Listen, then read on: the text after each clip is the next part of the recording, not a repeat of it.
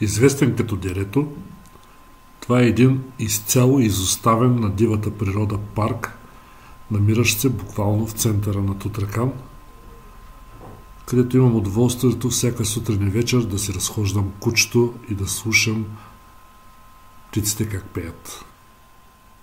Една от целите на този малък проект ще бъде да видим колко вида ще посетят парка през настоящата 2025 година. Снегът вече почти се е стопил и това е първият ден от тази пролет, през който се обаждаха повече птици, освен, разбира се, големия снегер от предните дни. За да мога да ви покажа това, което чувам, ще използвам Merlin Bird ID.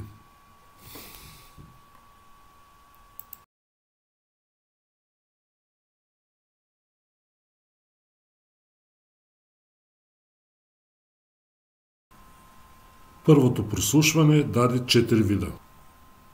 3-4 минути по-късно втори опит.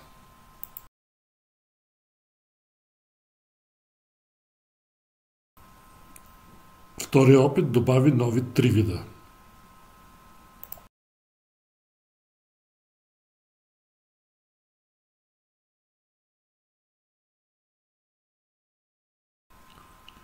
Третия опит добави още 2 нови вида. За четвъртия опит открих топлата вода, така че сега, освен че ще виждате и ще чувате това, което аз чувам.